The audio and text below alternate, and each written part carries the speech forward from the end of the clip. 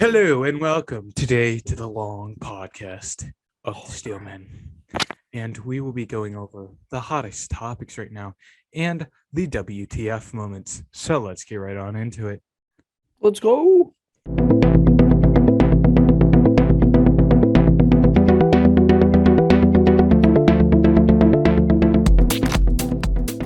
So, what shall we start with here, Adam? Well, it's something that's fresh in our minds. The football game, the playoff football game that just wrapped up, the Bengals winning in the last second by a field goal by Evan McPherson from 52 yards, I 52 think, yards, yes. It to was a beat 52. Tennessee Titans. 19-16 and go on to either Buffalo or Kansas City, whoever wins. I have a feeling Buffalo's tomorrow. going to pop off, but that's just my thought. Me too. I have a feeling we're going to see a continuation of the Patriots starter as playoff long game. as the Chiefs don't go to the Super Bowl, I'm okay. Hey, maybe we'll see a Bills win. I'm okay Who with Bills. predicted that at the beginning of the year?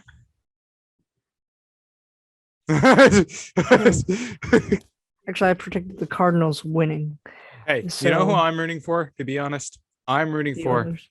Yes, you heard me right. Matthew Stafford. That would be interesting. You know, it would prove everybody wrong that the Lions are actually that bad at coaching and everything. So, now, not that I'm saying the coach now is not bad. I'm just saying the whole system of Lions is just completely crap. And they need to change everything. But that's just me. Interesting.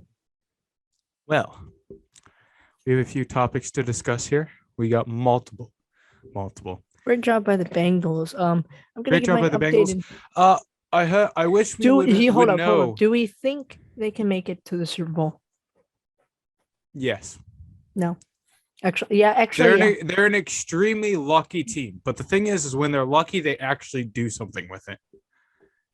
I feel I say lucky because they're opportunistic. I don't know much about the Bills or the Chiefs' defensive fronts. Other than I think the Chiefs have a stronger defensive line, so I think. Yeah, but I think overall Bills' defense is just stronger.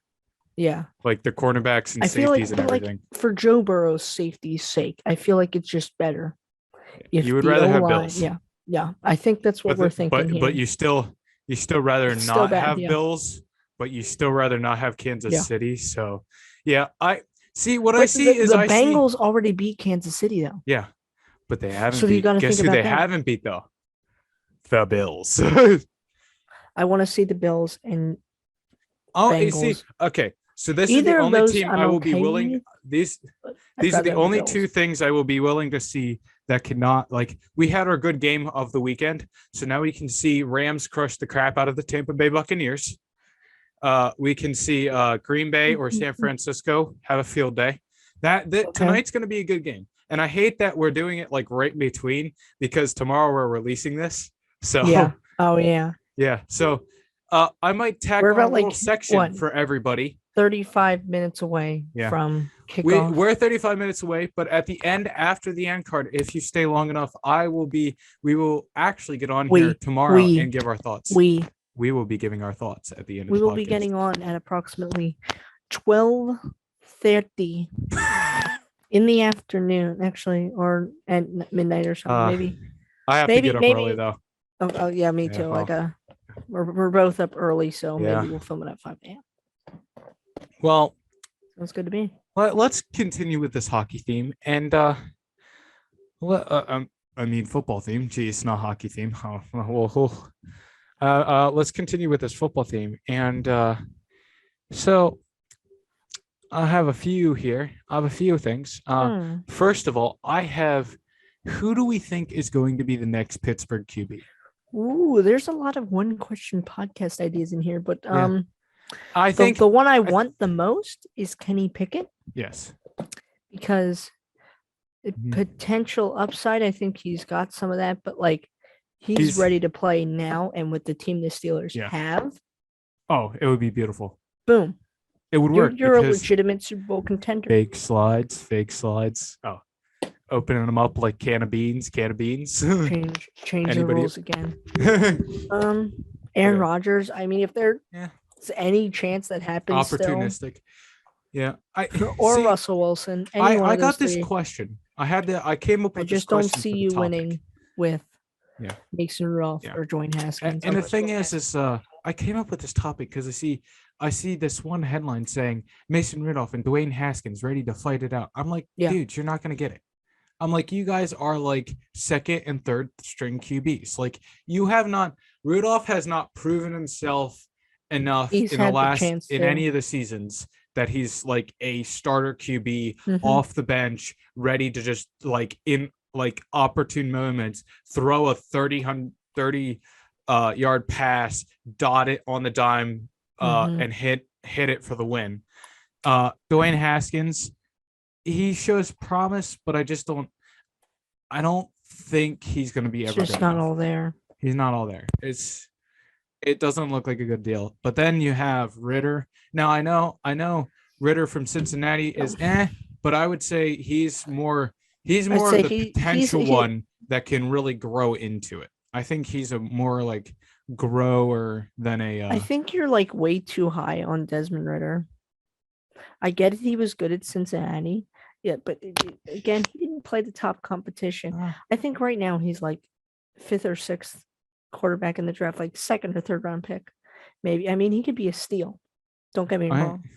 But I don't think that's the guy that you're looking like. This is the guy we have to get. Well, Kenny Pickett's the guy you have to get. But out of all the other ones, I just kind of. Matt Corral got injured. Remember that? So maybe he'll drop a little. He's more, I think, the most potential.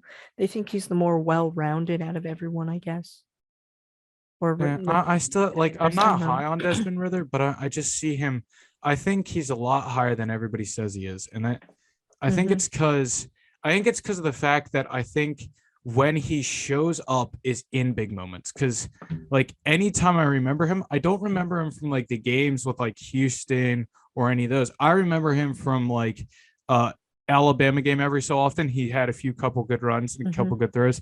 And I remember him from the Notre Dame game because he showed up big in that game. That's when I think it became like, okay, this dude, I think if he had the right competition in college would show a lot better than most think. Because I think he doesn't have the right competition to show how good he is. I think that's the thing. And I'm not high on him per se. I'm just saying he's one of those options that, like, if you fall back on, that is a good option. Oh, he's writing stuff down. But like, you also got to take in all the other guys. Like, I would say the smaller college guys, because they're the like a lot of the smaller college guys you got to look at because they're going to be the ones that are hiding. They're like the hidden gems. So like Ben with Miami, was it Miami, Ohio, or was it just Miami or Ohio? I can't remember exactly where he went. Great. Where'd my pen go? Fell down. Here, I'll give you a pen. Here, Adam, here's a pen.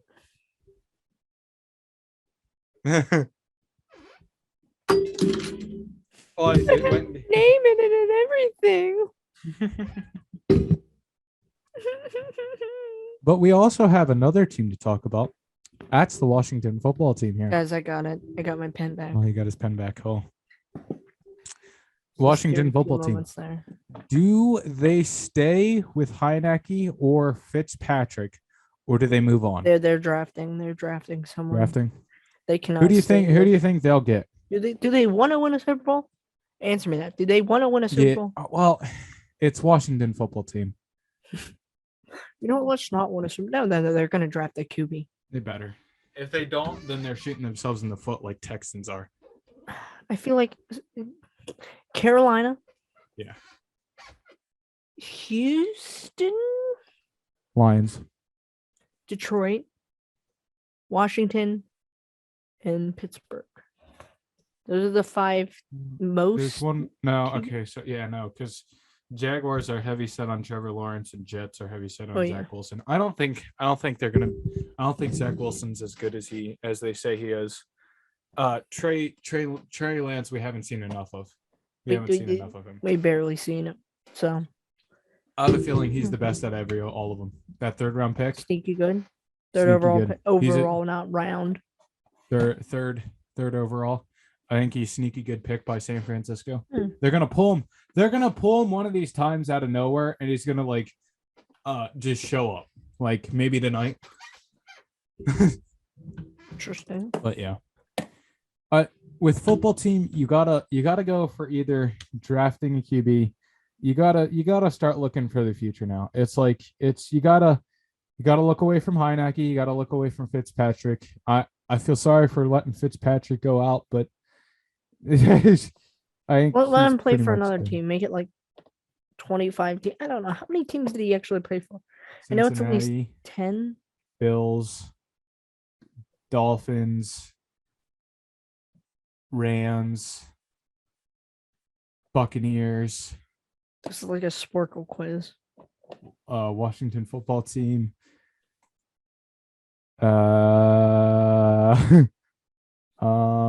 Yeah, I don't know. I absolutely don't know after that. It's magic. Yeah, don't get me wrong, but and you're wondering that why it's just the two of us constantly now. Well, there is a third person that doesn't feel like joining us on the long podcast, so you will only see him in the Steelman League videos. I know it is sad to see him go, but can we allow a share screen real quick? Yes, we will allow a share screen so we can see all of them. But I know it's sad to see him go, but I guess we will have to let the other third person go into the Justice. Have a little fun. Here we go. Let's see how good we are. Okay. Miami. Okay, where's Miami? Miami. We know he Buffalo played for the Bills. Bengals. Texans? Yeah. Wait. Washington. When was this made? Oh shit. There are 8. Don't do Washington. Don't do Washington. Rams. I think Jets too. By Chargers. Rams, right side of Chargers. What the heck? Oh. No. We can't look. I didn't see any of them. We're gonna do more. Let's try. Let's try for a new one because there's a lot. He's been at least in 9 teams. Right. Let's do that. Ryan Fitzpatrick by teams and logos. 9 guesses. Okay. Here we go. Rams. Washington. Bengals. Hold up. We got it. It. Buccaneers. Titans. Yeah. Dolphins. 46 seconds. Let's go. What's it like to be perfect? Perfect. It feels steel strong. It's all about being the steel strong. Bang, bang. That was quick. Not even like all the teams in here. That's like that kind of defeated the purpose when it wasn't all the teams. That was easy. He's only been on 9 teams. Wow. Interesting. Wow. Seems like a lot more. Okay. Well, moving on. We got some hockey. We got a ton of hockey. Just by going one person, let's talk about the person that has been accepted as another person added on to the All-Star game. And for some reason, he's holding up the Oilers and now going back down with the Oilers shirt. So there has been another person that has been voted on by the fans to get into the All-Star game. And can you please bring that person up there, Adam? I don't know how much he won by, but so it basically what you know is that you know who was in, okay? Yes. But here, let's see. Okay, I have to get the picture, or I guess no picture. Basically, for each division, one player from each team was nominated as the last man in candidate. So fans voted on who they wanted to see. Okay. Yep. And I'm just looking for it. Oh, here it is. I got the picture. It is time. And your man is. So one from each team. Obviously, you know that. But who from each division goes in? Here we are. We have in your Pacific Division, Troy Terry from the Anaheim Ducks.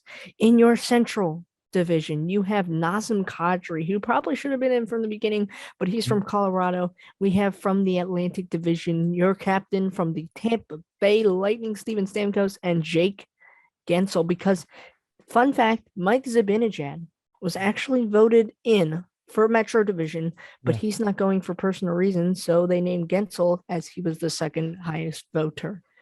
So these are our 4 members added to each division. The actual good people of the teams. Oh.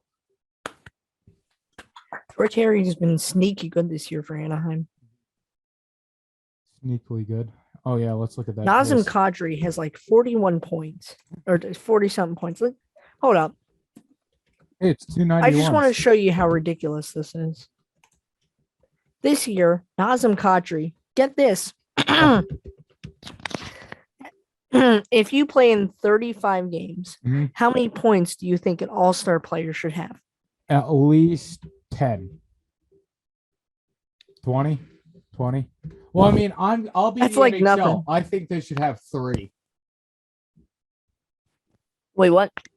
I'll be the NHL. I think they should have at least 1 point. 1.8 points. Okay, but like I was saying 10, but is that too much or is that too little? if you're playing in 35 games, this is goals and assists and points. Oh, at least 20. Assists. At least 20. But this is like the best of the best. Okay. Yeah, 20. All-star, 20. Maybe more. That's low. That's low. I'm thinking 400? you gotta be at least a point per game player. Maybe so 35? Close to a point per game player. Like 39? 35-ish. I'm gonna say 30, 35-ish. Okay. I was just guessing because I don't exactly Nazem Kadri in 35 games played has 51 points. And he wasn't voted. He wasn't in at the beginning. The fans had to vote him in. Now, in fact, Nathan McKinnon, who's the captain of the Avalanche, who's in the All-Star game, was like, this is BS. Why isn't Kadri in?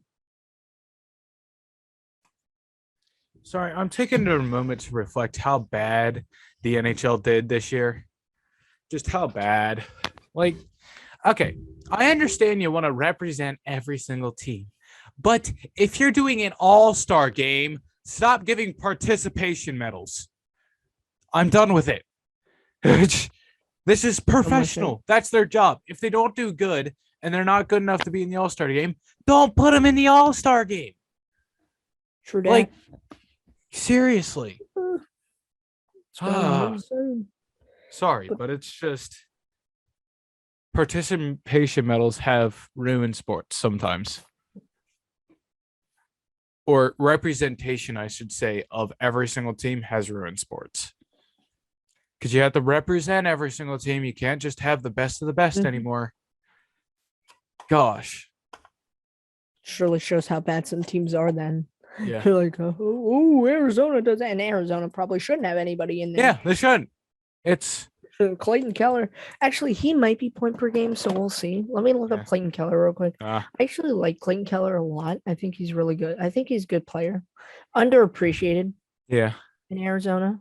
But also not really used the best way. He's a pure sniper, I think. Yeah. Speedy, pure sniper. At 30 years old, 23.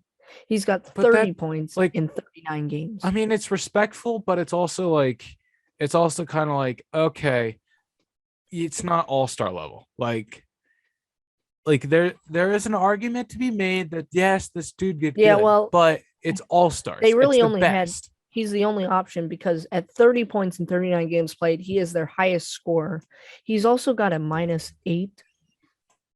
So, and that just means he was on the ice more time, 8 times more than he was on for a goal. They scored on him 8 times more than he scored a goal or was on the ice for a goal. Like, okay, so I understand that it's like representing best of the best, but like the Coyotes in general are just they're a very bad team. And kind of like Montreal, who I am wondering, who in the world did they pick from Montreal? I mean, then again, if we're talking about really bad teams, why don't we talk about that losing streak that's happening over in Philadelphia? Yeah, let's talk about that. Oh, it's Nick Suzuki. Okay, Nick Suzuki. Okay. He's good. Yeah, so Flyers seem to have wanted to do this for a while and seem to like Suzuki has 19 points in 35 games. Oh god. He was a good player. He was a good player. So Flyers, nice job. Let's give a round of applause for the 11 losses straight. Let's see if they can go for 12. You know what the funny thing is? Yeah. They have played in let's just how many games have they played in? I don't know, 20, 30, 40, 50, 70, I'm just looking it up real 20. quick. They have played in 41 games. Mm-hmm. This is now their second losing streak this season alone. Yeah. Of 10 plus games. So that means that the other one was at least 10 have games. 21 losses. This counts overtime losses too, so technically they can still get a point in the standings out of it, even though they lose in overtime. Here's my thought on that. It gets very, but it counts towards the losing streak. Yeah, but it also is like it's also kind of like The funny thing is, they are nowhere even close to the Canadiens still. They're still a whole whopping 12 points ahead of Montreal. 10 points ahead of Senators. Mm-hmm. And those are really our two worst teams. Yeah. You bring in Coyotes, who's 10 points. Their Flyers are 10 points ahead of Coyotes.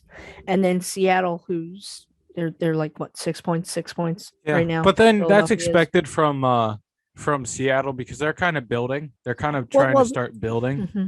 They're more like that build, take a longer. This is a team that literally got an extreme overhaul in the summer because they're like, we're going to win the cup. We are going to go on a freaking run. And everyone was like, first in the division. And then they were like, they got Ristolainen. They traded away Gostisbehere. They got Ryan Ellis. Defense, good, right? Yeah. No. They traded Cam Atkinson. Traded for Cam Atkinson for Voracek. Like, okay, so the fact on that paper, I know this a team name should on be the, good. I know that name means that player at least has crossed my radar a couple times. So it means that he must be pretty good, and you trade him away. You're idiots. Oh, sorry. and I think he's their All-Star game selection. 31 points in 41 games. Oof. If I'm not mistaken, it might be Claude 31 points Giroux. in 41 games, and they're still on 11-point losing streak. I think they should go for 12. To be honest, like I think they should keep going, break some records. Okay, so let's it was make Claude them the next Giroux. Buffalo Sabres. Claude Giroux. Yeah, it was. Let's look at Voracek. I feel sorry for the goalkeeper, or the goaltender. So Jakub Voracek has 26 points in 36 games played. A little less. I feel like they're kind of on the same pace. You're just trading for the same player. It seems like different age. I think Cam Atkinson's like a year younger. Still no difference. Yeah. Maybe there's a contract difference wise. I don't really necessarily know right now. Yeah, but it seems like Flyers have just like in past years, Flyers were very great at the start, and then you know what? In mid-season, now they're just tanking. They traded away Voracek. Yeah. For Atkinson. Voracek's contract was more. Yeah. They bring in Atkinson's less contract for virtually the same player, if not better. Yeah. They extra the cap space for Ristolainen. Yeah. And Ellis. They freaking trade away Gostisbehere for nothing. I think it was a 7th round pick. Yeah. See, this is where I say this is so in Spectrum you can't tell how good of a players are going to play together, but this is really just shows that you could get all the best players and still not all the players you think could combine to make a great team just doesn't work. So I forgot. Yeah. How bad this trade was, the Gostisbehere trade. Gostisbehere is not a bad player by any means. Yeah. He just had a bad contract. Yeah. Okay. I think it was probably like $5 million. I'm gonna look up Gostisbehere's contract. Well, Yeah, they're just a mess. Basically, right now. This could be the WTF moment, but we have a worse WTF moment. That says something. So Gostis Bear makes 4.5 million. Yep. They basically wanted to, but here's what they did. They traded him to Arizona. Yeah. They traded Gostis Bear. They traded a 2nd round pick along with him and a 7th round pick, and you know what they got? Future considerations. There's a meaning behind this. It's basically a camp dump. That's all it was. And I guess if you're gonna have a team pick up the cap for you, you're gonna have to give them something else. That's generally what happens. But not even get anything back. It seems kind of meh. And then they went out. Let's and put it this way: it's just Dak Prescott finessing the Cowboys. They traded ownership. for Ristolainen. Yeah. And I'm just going to show you this epic stat here. The stat sheet for Ristolainen. You see this? War percentage. Yeah. That's 3% ain't good. Yeah. That's wins above replacement. Basically, they get 3% more wins with him in the lineup. You look at Crosby or Malkin, they're like 90 something. This is like bottom level. Okay. He was, this is where his work, so he's drastically gone downhill. So maybe it's just because of Buffalo. But still, that's a $5.4 million contract. And you're getting 3% win rate. 26. Mm-hmm. Better. Look, and see, this is his offense. Yeah. Down, up. His defense went up, but they're both bad. Yeah. Watch. This is the main stat that jumps up. Wins above. This is Gostis Bear. Yeah.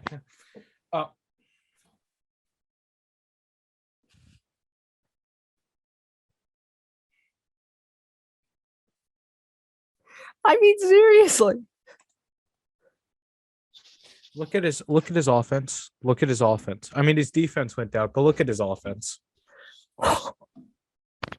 They could use that right now. 4.5.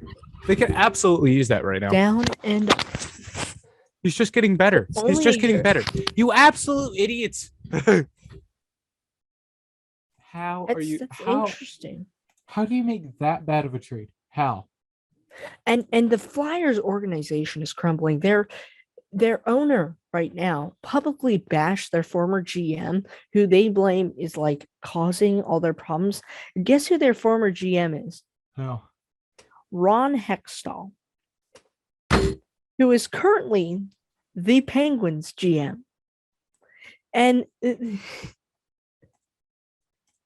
here, he just bashed him. What win streak are Penguins on right now? 4? Oh yeah. Okay, it was Bobby Clark. Mm-hmm. I guess he's an owner. I don't. Maybe he's not the owner. He's not the owner. Is he the GM? Now? I don't know. I thought I read that he was the owner. Yeah. But maybe he's not. What a mess. What a mess. Senior advisor, his title. So he blamed Hextall for their draft failures when they got second. They had a 2nd overall pick. Okay, the draft is Nico Hischier, Nolan Patrick, Cale Makar. Those are the top so many players you're looking at. Everyone thought it was going to be Hischier or Nolan Patrick, number 1 or 2. Yep. Devils go ahead and they pick Hischier up number 1. Yeah. The Flyers are here at number 2, and they pick up Nolan Patrick, who has done nothing. They traded him, in fact, in the package for Ryan Ellis. Yeah. And then Nashville flipped him to Vegas for Cody Glass, which I think is a steal for Nashville. Nolan Patrick ain't that good. Nolan Patrick got a history with injuries, but Cale Makar is about the NHL's best defenseman right now. Yeah. And I just want to pull up one little highlight here. Is it against Chicago? Here it is. Oh, here, he's pulling up highlights. I'm just going to show you this one highlight of Cale Makar.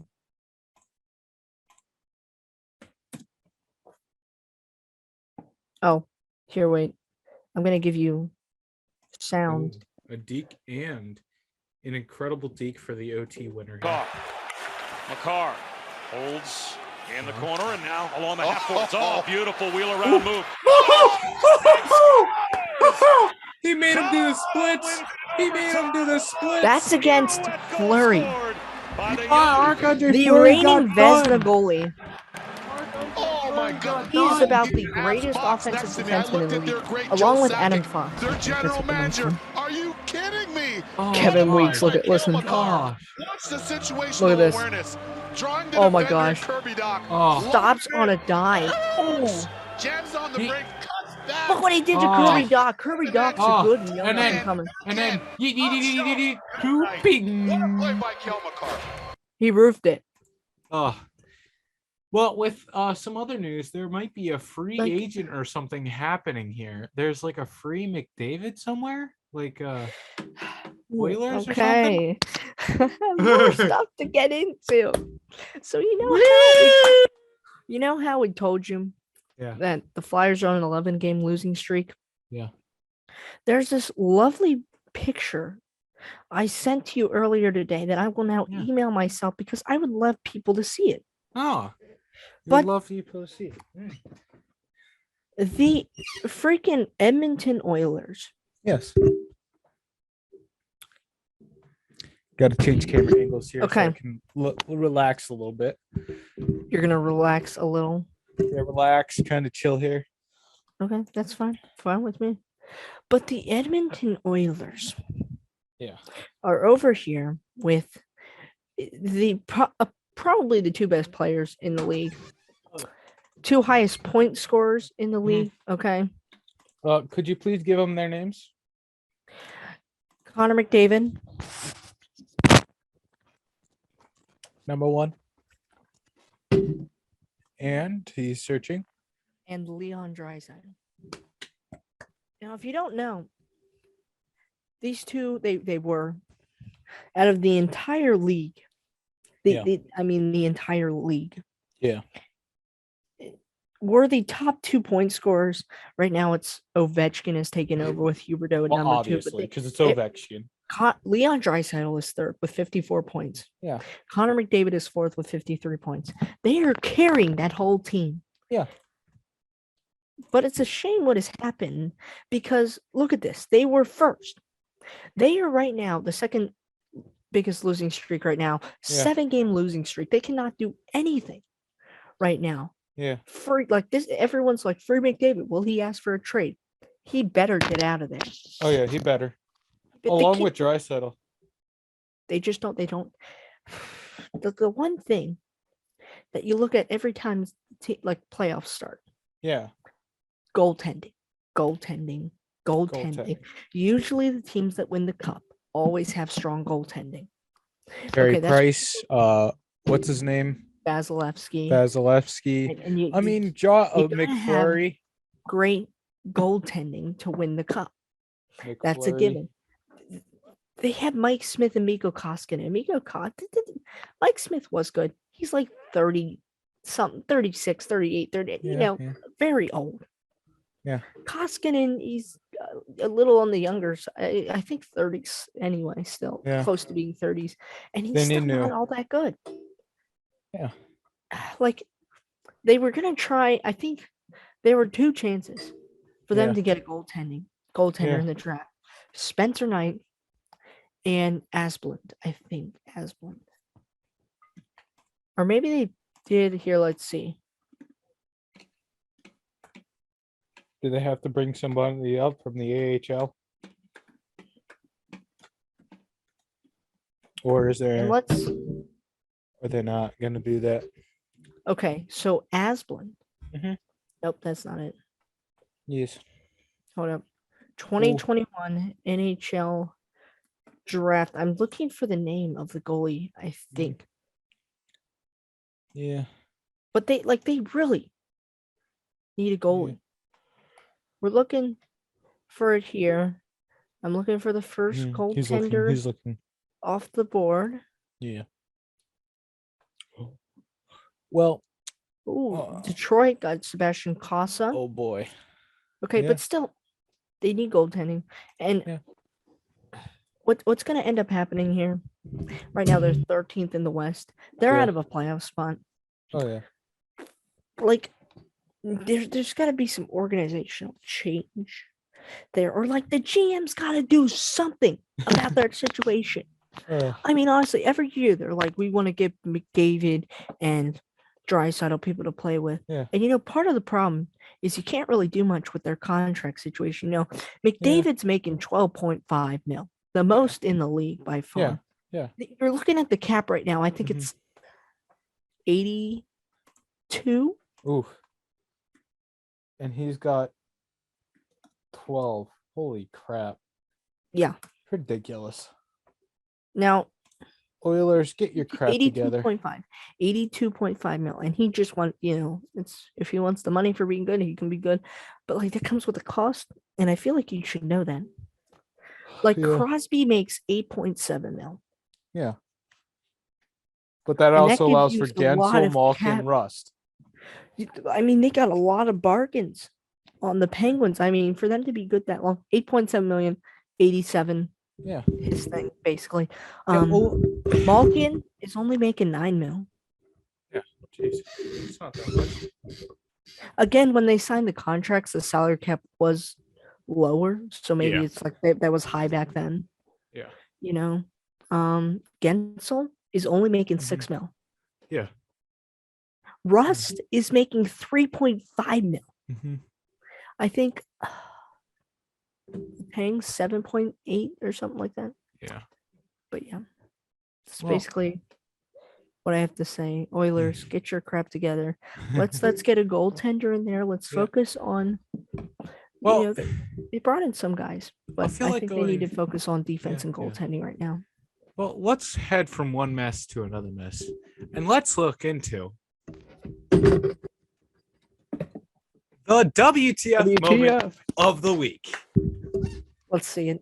So today, let's get a little backstory here. So, as I'm looking here, in 2018, it all started in 2018. A story where Uconn basketball, I don't know, men's basketball coach, 2018, was improperly fired from the team at Uconn, and was meant to pay him $11 million. But this is not the worst part. The worst part is the fact that Uconn says that not because it's just the fact that he was sanctioned for so the backstory is what happened was so in 2018 they say he's wrongly fired now because they finally figured it out after going through tons of court stuff because they needed to figure this stuff out due to the fact that he was fired over not violating NCAA laws as they first said he did. And then they later find out and then 33 days into the hearings of this, they find out that now they find out that yes, he did not violate any of the NCAA rules and was totally just fired just for no apparent reason, unlawfully fired out of a job. And just it's a thing that NCAA is cracking down on, and it's the fact that now you see Uconn is finally trying to take 2 steps back here, trying to fix it. It's just the whole way this is played out, that he was wrongly fired because he was put onto these allegations of breaking the rules. And so just Yeah. WTF. Yeah. Yeah, he was faced with 3 years of restrictions from NCAA on becoming a college basketball coach again. Because 3 years 3 years for because doing of this. nothing.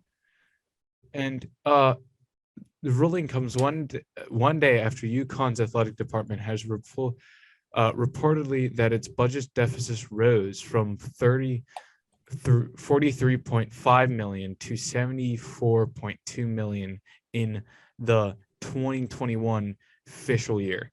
So something was going on, not with his coaching and not with what he was doing, but behind the scenes, like everything else. Like something was going on that he was probably onto, or something was happening where, I don't know. It doesn't say a lot in here, but it just says that he was wrongly fired for this, and it's a WTF moment, because it's such a messed up way to fire a dude. And then, I mean, he gets 11,157,032.95 within the next 10 business 95 days. cents. Yeah. It's like a whole weird thing. Irvin's ruled that Ollie is due that much money within the next 10 business days. So yeah, yeah. So the attorney Parkes Patu called Thursday's ruling from Abertique Mark Irvings a total vindication for Ollie, who has been fired in the spring of 2018, remind you, after the school reported numerous NCAA violations in his program. So the school reported to the NCAA. So it must have been somewhere in like under him, or like some like little organization of people that he didn't even notice. It must have been he must have made someone really mad. Yeah. Like they're like, what? Like it was either under him or over him. Somebody under him or over him was doing something very bad. I don't know if exactly if there were, I have a feeling none of the things that they said was happening. And I believe that, and the Uconn made it up just to fire him, and somebody he did something to piss somebody off, or I don't know, because it's just story of why did you like fire someone for performance? Maybe and he now let me quote this. Like, that's what's confusing. Like, if you're gonna fire him, hold on. Can you not fire him for bad performance? Ollie, a former Uconn point guard who guided the Huskies to a national championship in 2014 and a 127-79 record in 6 seasons as head coach, issued a statement. Yeah, just that line alone says something's fishy going on here. Like, it's the fact that they didn't find anything, and the fact that Uconn fired him, but he led them to a national, like a championship. One of the tournaments that he was in, he won for them. March Madness, maybe too. I don't exactly know if it was, but he led them to get into probably March Madness and everything. And so it's just bad all around. Yeah, that's just a very bad situation. So I think with bad situations, there's a lot of stuff going on. Just to make sure here, we're going to look on what Uconn did here. I like how it says UCLA final. UCLA. Oh, to confirm. I believe did oh yeah. No. So no, they won how do I say this, March Madness in 2014. And you fire that coach? I don't know exactly if they actually won. I don't know, but yeah, no, they won. National champions. So hold on. Here's the thing. Uconn wins national title over Kentucky. Okay. Like, this is what it says. It says they had cited just cause. Yeah. They terminated him. They accused him of failing to keep the coaching staff in compliance with the NCAA's recruiting standards.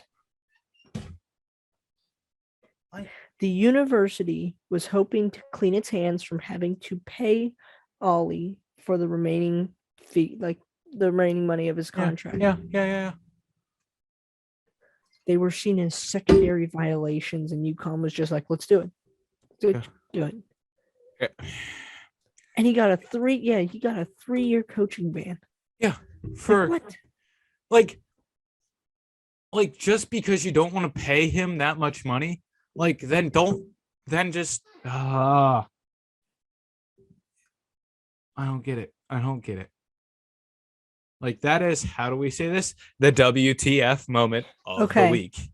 It says the arbitrators sided with Uconn. Yeah. The just cause, how they said it was just cause. Yeah. But they said that they didn't, Uconn didn't follow up with any evidence, no addressing anything. So why? Oh yeah, they have to pay it in the next 10 days. How do you get a 3-year ban? And just that, really? Absolutely horrible. That is a WTF moment of the week. It's a long story, but okay, hold up. Just Uconn released their statement now. And they're sticking with their side of the story, saying that it sets a bad standard for programs, and they quote vigorously disagree with the outcome. The decision to terminate Kevin Ollie when it did was the correct and appropriate decision, they said. It wasn't. If you're paying $11 million to a dude and the court system didn't find a reason for him to be fired, then it's not justly justified. They're saying that they had to fire him because he put their student athletes and their entire Uconn athletics program in jeopardy. How? He won you a national championship. They don't give a reason why they didn't wait. They just say that they don't have the luxury of so waiting more than when did this happen? When was this started? If you could tell us dates and times so that we could exactly kind of complete a mainframe. Because if it was before 2014, you guys are complete idiots. And if it's after 2014, maybe it's a little bit more understandable. But still. What? It was definitely as a coach, obviously. It happened. I have a feeling it was somehow they don't want to say it because I think what they found was before they won a national championship. I think it was in the years before 2014 as he was coach there and didn't win a national championship. I have a feeling it was one of those seasons. Either during that season or before, because that is a crazy weird that is a WTF moment of the week. That's a thinker too. Yeah, it's how can you give actual what in the world? Seriously. He won you a national championship. Yeah. And you're just gonna go crap on him. He won March Madness.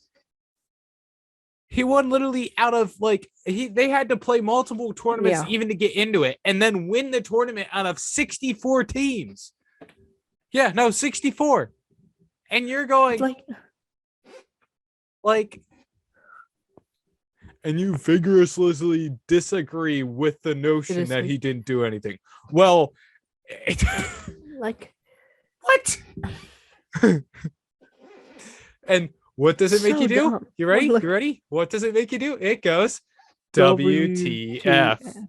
So moving on, since we're talking about March Madness and how Total Uconn decided to do this, we are going to talk about some how we feel about this March Madness this year. Are we feeling that it's going to be a good one? Does it feel we're going to have a lot more upsets than usual? Or I gotta be honest, I do not know much about this college basketball season. Listen, I'm gonna do the same thing as I did last March Madness. I am just gonna go guess happy. And we'll see how close I can guess. I'm gonna go guess happy, but like I think this year it's gonna be a little closer because Baylor is actually number 5 right now, and Ohio State took on Duke. So Ohio State beat Duke. So it's gonna be a good one, I think, this year. There's gonna be, I think, a lot of upsets. I think there's gonna be a lot of upsets this year. I don't know who. I think Gonzaga is like rated 3rd or 2nd or something. I'm not sure. But let's pull it up here. Oh, he's pulling it up here. Oh boy. So we have Gonzaga's rated 1st. This is our top 25 AP top 25. Auburn. We got Arizona. Oh, Arizona. Oh, Purdue. Baylor. Okay, Purdue. I know Purdue has a pretty good team. Yeah. Baylor, I know they might have like a version, like a downgraded version of last year's winners. What happened to North Carolina? They just they kind of fell off. Yeah, I knew it was Duke and North Carolina for like the longest Kansas time, I thought, right? No, I think it's Kentucky. Kentucky down there. Yeah. I think it's Kentucky too, and it was kind of those like 3, I think. But Houston is, I think, a dark horse this year too. If you go back up, Houston, yeah, number 10, dark horse. I'm calling. Wisconsin, UCLA. I don't know. I kind of am liking Purdue and Baylor's chances. I kind of like them at this spot. I'm kind of liking Houston to kind of mix everything up this year. Yeah. Like, I know it's not like, I know we're like a month out, but like, you got to look at it now and say, this is turning out to all of a sudden, oh, hold on. Look who's 25. Uh-oh. Hold on again. Hold on a There's second. Loyola. Hey, Loyola. Did they beat the number 1 or number something team last year? No. I know they beat a really good team last year in March Madness. I think they beat like a number 3 or 2 team. Was that Ohio State or something? Okay, we're looking at March Madness. Let's look here. We all know Baylor won over Gonzaga in the final thing. Gonzaga are the artist of chokes. Oh, that was that. Let's see. Is that it? Yeah, that's it right there. Get the red one. Get that red one. Okay. Is it this one? Did Gonzaga win? Gonzaga won. What? No, Gonzaga didn't win. That's wrong. Get the red one. Get the red one. You see the NCAA tournament? Baylor won. So we got to find the Baylor did win. So Baylor won. That's wrong. These are just bracket challenges. Hold on. Yeah, what the heck? We wanna know who won. ESPN maybe. Oh, here we are. Yeah, that looks right. Yeah, no, that looks right. Yep. Okay. Yeah. Now where is? Because there's on the right side. On the right side, I think. Boom. Yeah. Illinois, Loyola, Chicago beat Georgia Tech. And then they just lost to Illinois. State. Oh my gosh. Round of applause, boys. Round of applause. That's what I remember. I remember they did something. Yeah. And they Go lost back. Who was West that team Virginia, from a few years ago that beat Virginia number 1 seed? Do we remember the 16th seed that beat Virginia number 1 seed? Beat number 1 seed. Right, there we are. I can't exactly remember. It was like a Baltimore team. It was UMBC. Who remembers that? That was a great game though. I think they got manhandled too. Mm-hmm. I don't know the score, but it was 74-54 as you saw. But yeah, so I think this year's turning out to look good because you got like a dark horse in I think Houston. Houston's a dark horse. Then you got some secretly good ones in Loyola and probably some Michigan States. I don't know. I think Ohio State might do a loss again in the first one. I think a loss again. Ohio State goes in and loses right away. So, but I mean, it could happen. I don't know. Well, so we've been talking about basketball a lot, and we decided to start with college, and now we're going to get into a little bit of what's happening in NBA. But we're not going to get into any news of how that's going. We're going to talk about what the heck is going on with the Lakers. Oh, I've been seeing a lot of things, but yeah, we're talking about the Lakers. The reason why we're talking about the Lakers is the fact that everybody has to live up to LeBron standards. Like literally, there's a lot of stories now talking about how this player has to live up to LeBron's thing, which I think is completely ludicrous. To be honest, I don't think Lakers are going to do well over the next few years due to the fact of that. But that's me. Yeah, they're sitting at 500 right now. Yeah. 7th, and we looked at standings last time. They're sitting at 7th in the conference. First, top 8 teams get in. And the problem is you're hearing, oh, everybody has to live up to LeBron standards. I was like, well, then LeBron has to live up to some impeccable standards. Then, like, LeBron has to be doing really, really well this year to decide who stays and who goes. But it's the fact that like they have to live up to like one of the dude's standards in their own team, which kind of creates, I think, a power deficit. Their coach. Yeah. Is their coach all that like? I don't know. I'm looking here. Yeah. This is this like when? What? Let me figure out when this article was. Oh, 20 hours ago. Okay. Oh, well, we're getting news. Russell Westbrook was benched. Yeah. During Russell Westbrook, the big trade they made. Yeah. Well, like I don't get it when teams make a big trade. I mean, they were use the name players. They were losing 8-39. 39-8. Hey, hold on. Can I ask a question? Did LeBron leave in like the fourth quarter? I have no. He scored 29 points. Yeah. Carmelo Anthony scored 23 off the bench. Anthony Davis, or no? No, Carmelo Anthony. Oh, Carmelo Anthony, sorry. I'm thinking of another player, I guess. Yeah, Lakers is just a mess right now. They're not really a team anymore. You always like think of LeBron teams to be like the most dominant. No, Steph Curry. Steph Curry all day. Giannis Antetokounmpo. Who's the funny thing is, if the playoffs would start today, it'd be the Warriors versus the Lakers first round. Who is it? There's a team, I think it's the Grizzlies, that has a great big man. And he is tearing it up right now. Ball. I think it's Ball. The 7-foot guy, 7'2". No, I don't know who it is. He got traded again. Look at Charlotte Hornets. It's a dude with dreadlocks. I know that. It's just, I don't remember his name. I know I could spot him by face, but he's having a good year and he's dreadlocks. LaMelo Ball. Nah, that's LaMelo Ball though. I gotta look here. Gordon, Terry Rozier, Kelly Oubre, Miles Bridges, Terry Rozier, James Butler. Hornets. JT Thor. Oh, Miles Bridges. Yeah, Miles Bridges. That's the guy. Yeah, he is. Oh yeah, he is. He is one of the best. He's 23 years old. Yeah, he's putting them some seriously good numbers with just shooting ability and just dunking wise. Like, yeah, he's looking really good. Like, to be honest. Now, I'm not a strict NBA fan, but when I heard about him, I was like, oh gosh, this must be, if he's making headlines and I know about him, then he must be doing good. Yeah, but yeah, so there's a few of that, but I would like to get into some actual new stuff, which is weird. Wait, we have a new topic on here. We're going into a different type of topic. Yes, what? That is right. We're going into the segment about gaming. So, as everybody has now known,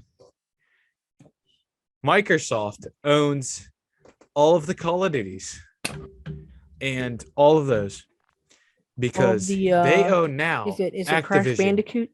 and Crash Bandicoot, I think. Too. Yeah, they own Crash Bandicoot. They own Blizzard and Activision.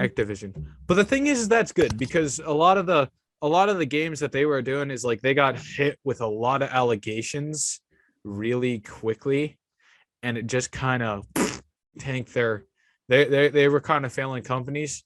And let's hope that Microsoft totally The first just thing replaces that it. comes up here is when I look up Blizzard and Activision, Yeah. it fills in the blank, it says lawsuit. Yeah, lawsuit right away. And they were not for a while. Everybody's like, why is there no updates on these games? Why are they? It's because of they were dealing with tons of lawsuits and stuff, which I think it'll be a good thing for them because Microsoft could replace some of those dudes that were hit with those lawsuits and not really focusing on gaming. And then they could update the games and they could probably create some good games. And Tony Hawk Pro Skater. Yeah, Tony Hawk Pro Skater. Some of these names, they could revive some of these names. Like, is that Doom? Did I see Doom? Bethesda is Doom. That was already owned by them earlier in the year. In 2021, they bought out Bethesda. Oh my gosh, they can make the Shrek video games.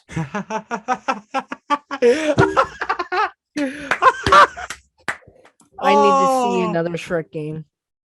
Okay, so let's see. Here are the big games.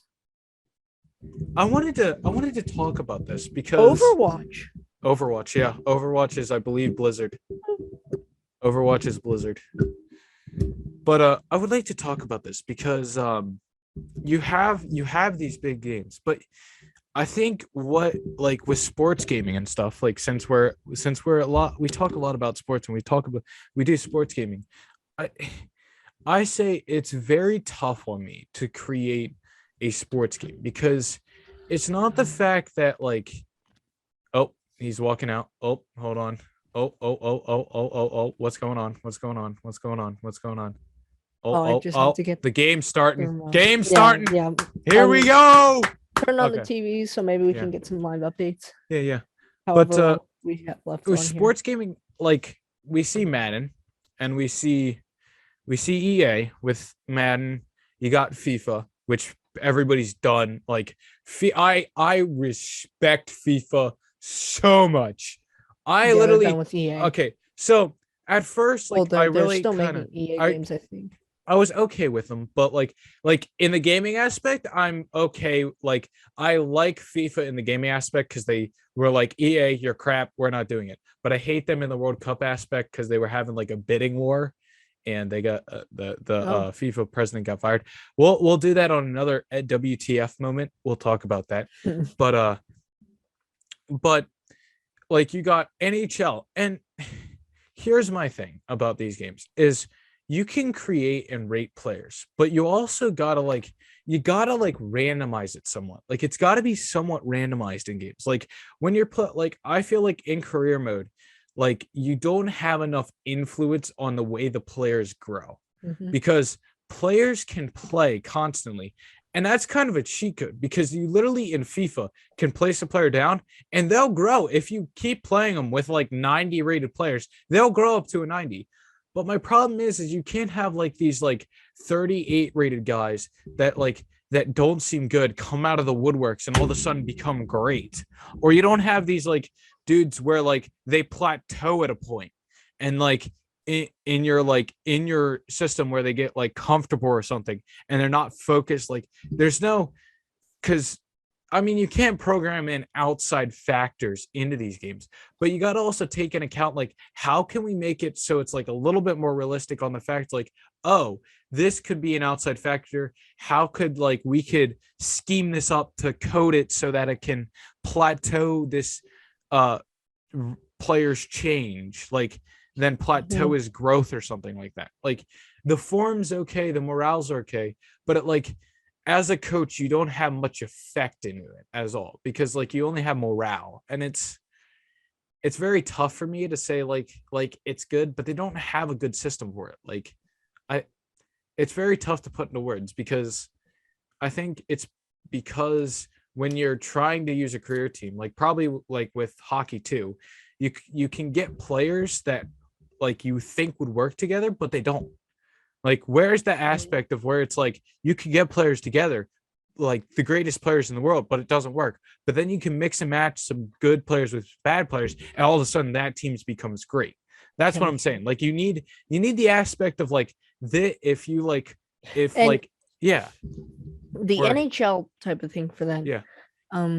Line combos, they give you a rating depending on how your coach wants to play the game for you. Yeah. Like if your player works on the first line and all your players work on the first line, you get +5 overall. So everybody has +5 overall on that line. Yeah. If they don't fit together on that line, they get like a -2, 3, 1, whatever. Yeah. But it's really like hard for me to like put into words, like even if it like it's not with like just lines and stuff in hockey, it's kind of like just overall like the whole team. Like sometimes the whole team just doesn't work, which really just it's tough for me because sometimes like I think they need to have that matchup of like that 59 rated like winger with the like 90 rated striker that can combine out of nowhere and then like have a plus boost for like the 50 dude because with the 90 rated dude can supply for him, but it also allows him to do like the way he wants to play. So they need to figure out a way. 2K, listen to me. If you actually pay attention to mine, you're probably not paying attention to me, but I want to put this out there. It's 7 Green Bay. If anybody says this, please make sure to put into an aspect of first get the playing dynamics right of FIFA, and then please make sure if you're doing a career mode to create that randomization of if this player plays with this player, that player could become like total beasts. Like create that. Like with Man United and Ronaldo. If Ronaldo was not in with Man United right now, they would not be high on that table as they are because of coaching and stuff. And because they brought in a new coach and they have to like totally play differently. But it's like they don't have that like factor of outside aspects to affect the game. It's like if you're doing like a coaching career, wouldn't it be cool if like you could just like set up how like you want your team to be like offensive and like your players can adjust like to that. I feel like you could set up a strategy. Yeah. But then it's like when you log in as coach. Yeah. You can change that strategy, but here's my thing. Like you can change formations, change strategies, but it's like it just takes 2 to 3 weeks for them players to get used to it and then it's done. Like it's kind of unrealistic in the aspect of these players can just learn it like that. Like that's like a Messi or Ronaldo type player.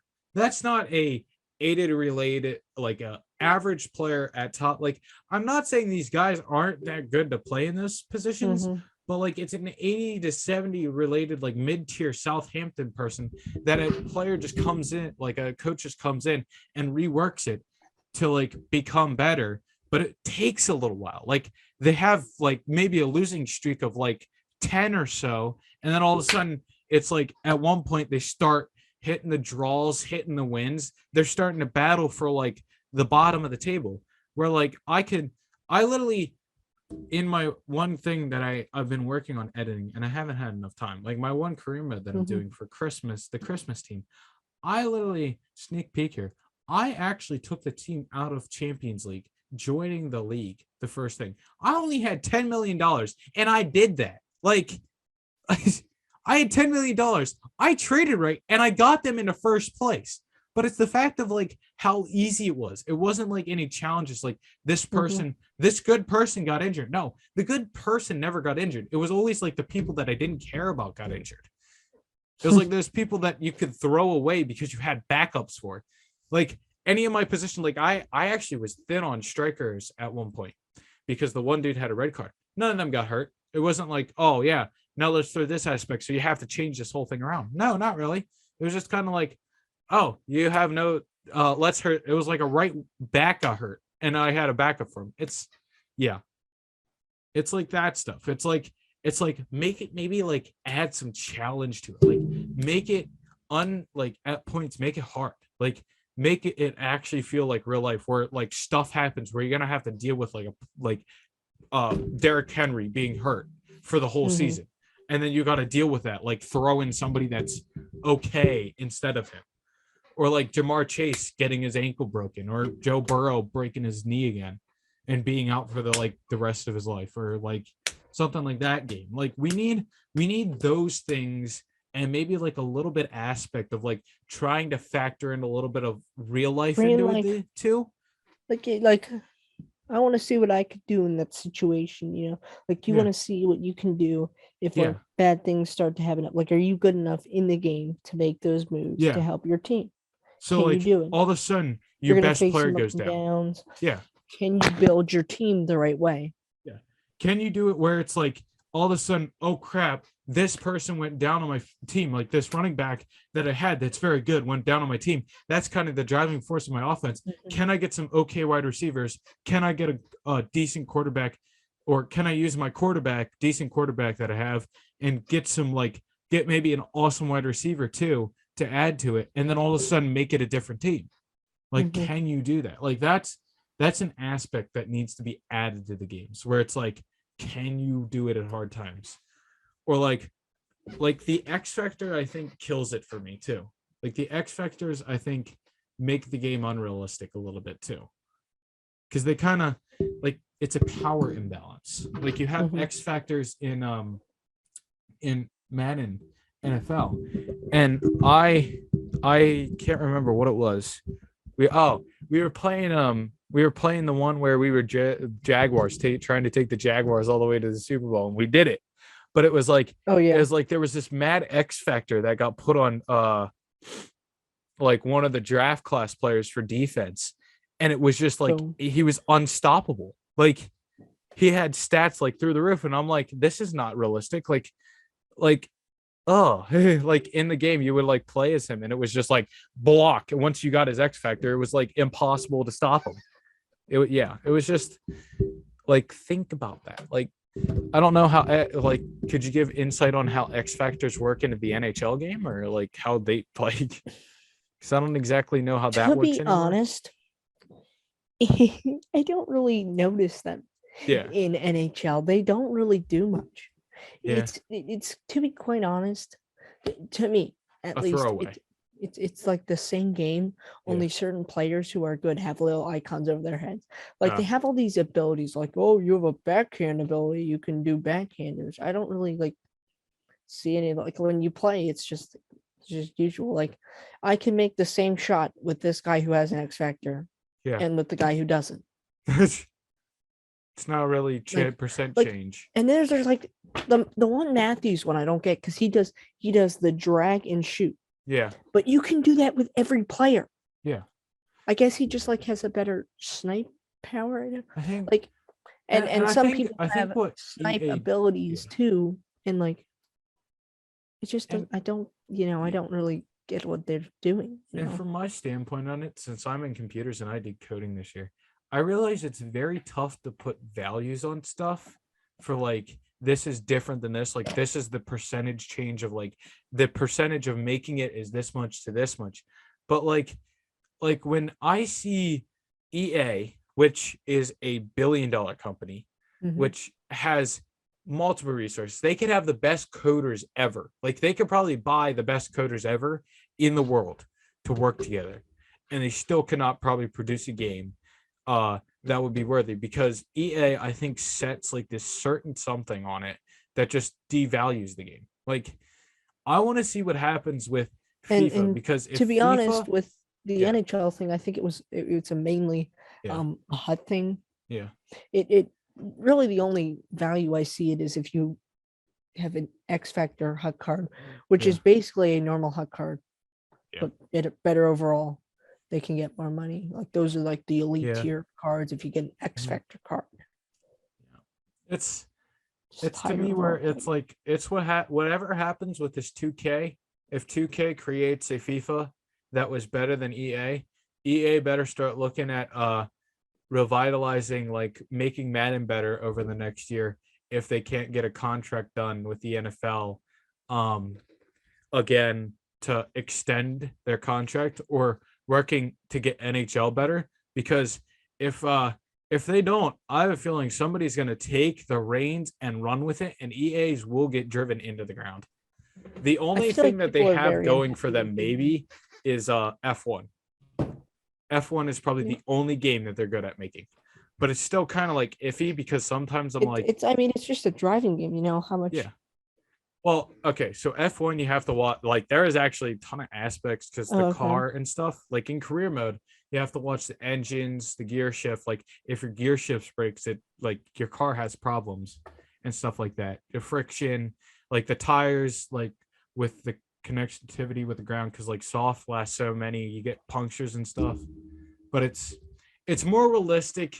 Like they made that game more realistic than any other game. Now I know it's a driving game, but like some of the aspects of F1 compared to some of the other ones, it's like, how can you not make that, like, you can make a simple racing F1 game realistic, like actually pretty good, like pretty realistic.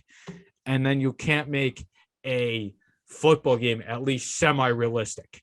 Like, it's like, I mean, physics, they have like, we have motion capture of like players. We could literally allow Derrick Henry. We could do this in the middle of a game. We could put like trackers on all of the players and just have them track constantly the whole game, and it would be so much better. Because then it would give like the randomization of a player tackling somebody being good.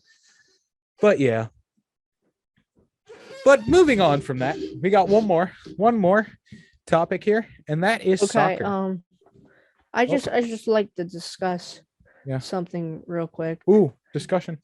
The 49ers are not doing so well right now on offense. Ooh. Jimmy Garoppolo, surprisingly, is doing everything he should be to win. He has thrown 3 times to a receiver that is driving. First quarter. Yeah.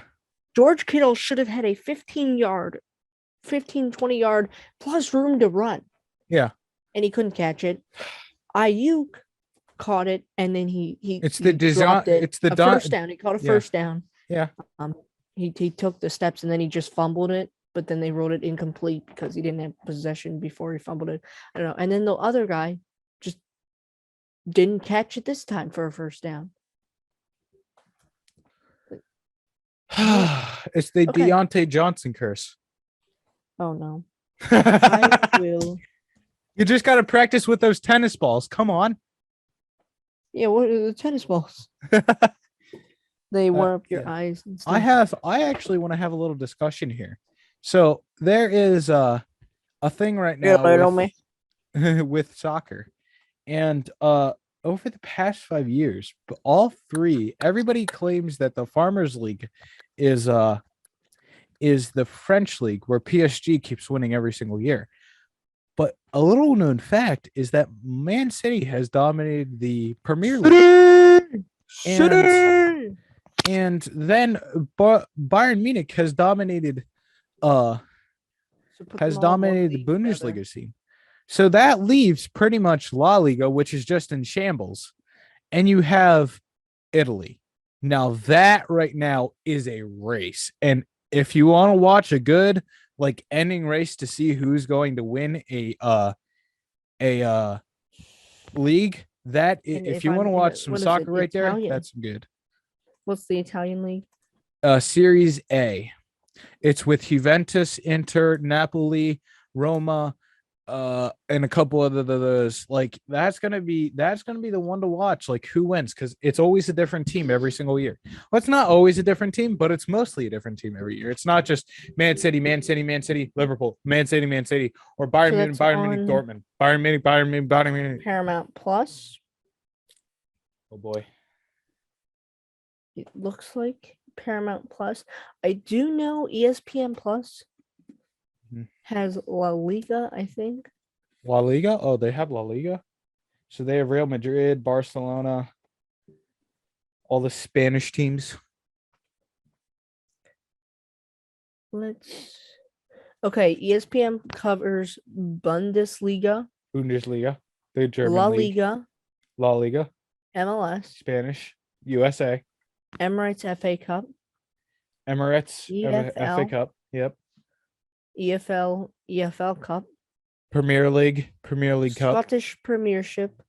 Scottish Premiership. Let's go, Motherwell United. We are the Steelmen together.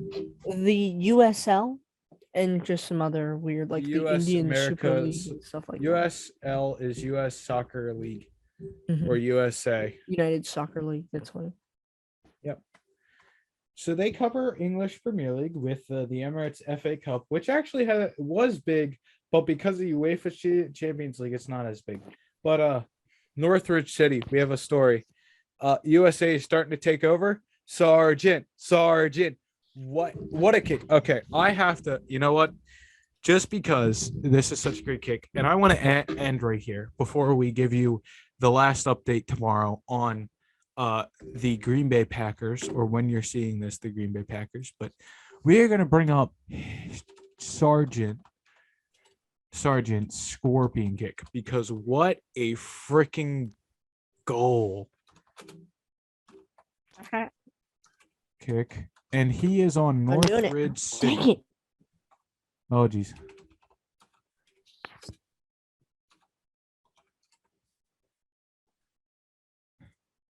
Okay, I have to so flip it with this thing right here. what we're gonna do is we're gonna go. I'm gonna share my screen real quick. We're gonna get an ad real quick here. I'm gonna share sound here. We're gonna go over here. We got Vibo. You booked a sunny Yeah, we Verbo booked ski it. chalet Oh, with endless views of hey. snow-covered peaks. Watch this. Just oh yeah. Okay. Everybody ready? Watch, just watch. Okay. I'll let it play out. Did you catch it? The little like side heel. Yeah, watch. We're gonna watch it here. Watch this beauty of a goal. Passes out wide, goes with the cross, wins the battle here. It's the one battle here that does it. But bang, a nice little heel flip from behind to tap that crap in. And then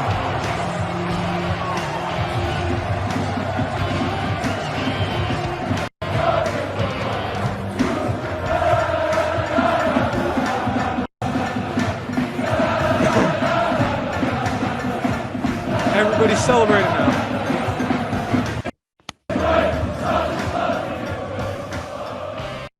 Oh, that's Deanie. That's Deanie. Whoop, whoop, whoop, whoop, whoop, whoop, whoop. I didn't mean that. But what a goal by David Sargent there. We can even see here. No, okay.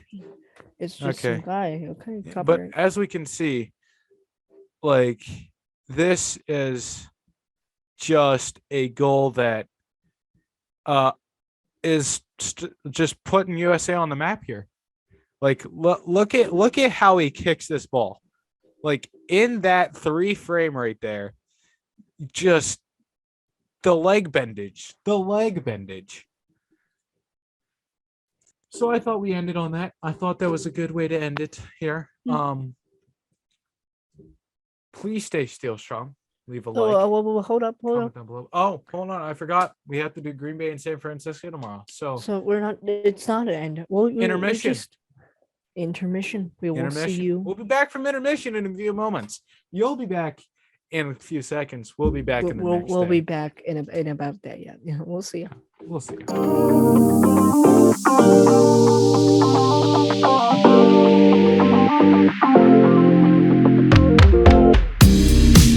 Well, we did say we were going to do this today, Steelman. So We're back. We're We back. are back. Wow. Back Well, at you're it. seeing this now, so you're gonna. We're pretty much just like that. We're just gonna we're gonna talk about what happened. Aaron Rodgers now 0-4 in the playoffs against the 49ers. You know what's an interesting stat? What? The 49ers won Yeah. without scoring an offensive or defensive touchdown. Their touchdowns Special came on teams. a punt block Special teams touchdown. and then 2 field goals from Robin. Oh, that It was game, really like a defensive matchup with the weather too. The weather really negative 6 degrees. Was it -5 or -6? I said at the beginning. Go back and watch that. Yeah, you video, said but, San Francisco was the dark Francisco. horse. yeah, sneaky good. I never thought they'd be Green Bay. I thought what was gonna happen is it was like the 2 sneaky ones were like, if Raiders won, I have a feeling they would have been sneakily good too. Mhm. Like that was the other team that I thought, hey, if they I mean, I got the Bengals in the AFC Championship, right? So Yeah. We just need the Bills to do it. the Bills, come on, Bills. Come on, Bills. I want to see like these are the games where I want to see one team like win. Like it does like I want to see Rams and Bills win by like handily. I'm with you. I'm with like you. those are the two teams that I would like to see go into the Super Bowl actually. Have the Rams and Stafford Bills? versus Josh Allen. That would be epic. I have a feeling that'd be good. That'd be a good Super Bowl. Also, I wouldn't mind San Francisco versus Bills. San Francisco would be okay. I don't think they're gonna win the Super Bowl. No, I feel like both of these games today are basically like the AFC and NFC championship games. That's basically what I just it have is. a feeling like okay, I understand Bengals beat Kansas City. The Bengals earlier. got sacked 9 times. Yeah, but how do you get sacked 9 times. 9 times in a game and still win? Everybody knew. I don't know. It's me and Aaron will argue half the freaking Bengals and Titans game. I'm like, the Titans shouldn't have been number 1 seed in the first place. Yeah, but the They're problem frauds. is still they sacked Joe Burrow. Somehow. Okay. Here's my thing. The defense of Titans were number 1 seed. The offense for Titans were like number 3 because I think what happened was Derrick Henry coming back messed them up. I think that's what happened. They didn't run it with Henry. Yeah. They didn't run And it really, with when they Henry. tried to run it, Foreman did Yeah. most of the damage, not Henry. Yeah. So like I mean, like I understand Derrick Henry coming back, and I was like, you Tannehill gotta run threw with 3 Henry. interceptions But too. I also realized turnovers. that like if your running game works, first do it. Just do it. Like if whatchamacallit was running constantly, have him run the ball. Like but I think it was close games though. It was good, both good games. Both teams were decided by a field goal in the final Yeah. seconds. Yeah, in the Actually, last it might have been seconds. 4 seconds. Yeah, it was so Both, funny. honestly. Everybody was like explaining how that like people just kind of fell asleep, woke up, and it's like 7-3. Oh yeah, it's 7-3. Nice. We're probably in like the third quarter. We're probably in like the second quarter. Looks at the time, fourth. Wait, what? Yeah. Like I come in from working out like at 10, and I'm thinking, oh, you know what? I'm gonna come in. It's probably gonna be like a nice 20 to like 17 score line or something like that. No, I come in 7-3. 7-3. 14. It was like freaking in a blizzard, though. Yeah. And you know what's interesting? The Packers have the second highest salary cap number, 44 point something over the cap this offseason. Aaron Rodgers goes to Steelers and beats San Devontae Francisco Adams 49ers. isn't signed and counted towards that. And they have to try and sign Devontae Adams or franchise tag him. Imagine On top of what Aaron Rodgers wants to do. Imagine if Steelers or one of those teams without like a quarterback help gets Devontae Adams and Kenny Pickett gets onto one of those teams. I mean, maybe. Just assassins. I'll tell you what, the Steelers are not going to trade for a QB if it presents itself in free agency, however. Might be something we can if I'm Green Bay, I would see. But you're not going to trade a draft pick for an older guy when you can use that draft pick on a younger guy who could be good. Yeah. But my thing is, if Aaron Rodgers goes into free agency or one of the two, Devontae Adams, there's going to be a lot. Aaron Rodgers, Steelers, look at them, or like any team that's struggling, look at them, like grab them as fast as freaking possible. Mm-hmm. Just go and like, hey, here's the money. Just be done. Like, could we see the Lions get Devontae Adams? No, I don't think Devontae Adams would agree with that. I would see Devontae Adams going more towards like if San Fran or I could even see the Bears, maybe a little bit. Bears. Oh no, wait, he's in Green Bay. No, I can't see the Bears. Sorry, they own the Bears. No, they own the Bears, so he could just join whenever he feels like it. Yeah, I forgot about that. Aaron Rodgers could do the same. He could just go up and show up, and they'd be like, okay. Honestly, I think San Fran would be a good spot for him. Yeah. To be honest. I could also see. What about Raiders? It wouldn't make sense for. What about Raiders? The Raiders need a wide receiver. Hold up, bro. That's where we see the move. Derek Carr and Devontae Adams for the Super Bowl next year. You know what's funny? They were talking about that earlier, and I just remembered that when you said it. Yeah, everyone they were all talking because who's the Raiders wide receiver? Nobody, because they made it to the he was playoffs going without any 150 wide miles an hour. receiver. He's the fastest wide receiver in the world, but he's in jail right now. I don't They know where he made it. is. To the wild card round with their best receiver being an old Deshaun Jackson. Imagine having Devontae Adams on that team this year. They would have made it. Okay. They would have. That's what we're deciding. Devontae to Oakland. Hold on. Vegas. But another option, not Raiders, but Chargers with Justin Herbert. Chargers have Keenan Allen and Mike Williams, though. Oh, yeah, you're not wrong. But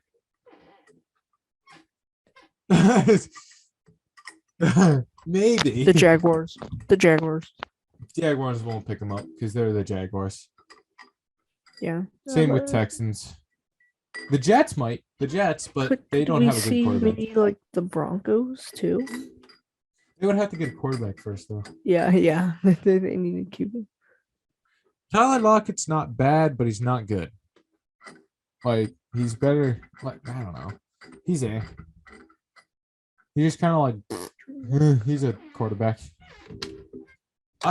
My thing is they hate the announcers on the one game that I was watching with Lockett being quarterback. They were like, well, Tyler Lockett needs to seal it up. Drew Lock. It's not Tyler Lockett's a wide receiver for this Tyler Lockett. Seahawks. Will. It's Drew Lock. Yeah, they were like, Drew Lock And here Teddy needs to really actually play some good football. I'm like, as I was watching, I was just like, it's not that he's not playing good football. It's just the fact that it's just, He's not bad, but he's not good. Cold. He's a dude that they shouldn't be hating on as much. They're hating on him too much. My personal opinion. But yeah.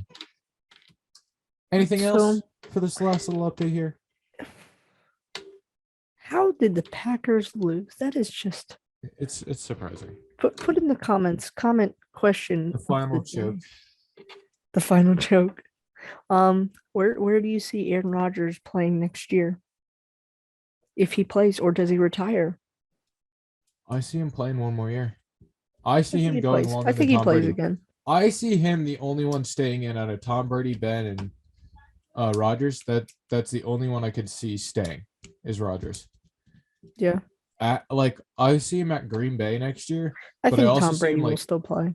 I have a feeling he'll be on Green Bay next year, but I have a feeling right after that he's going somewhere different. Okay. I see him one more year maybe. I'm not saying a final hurrah yet because we thought final hurrah Matthew Stafford kind of just and all of a sudden Rams. Mm-hmm. So who knows? I forgot about this one. Colts. T.Y. Hilton could be retiring. Yeah. That could be interesting. Devontae Adams, Aaron Rodgers, get rid of Carson Wentz. If they have Wentz. the money. I don't know the money situation. But you still get rid of Carson Wentz. Good teams. Yeah. Okay. But things to think about. Yeah. Well, that's a one question podcast that we'll talk about later. So we'll see you in the next one. Please make sure to stay still strong and to knock on the door of a thing. And we'll peace out. Like, subscribe, and comment down below.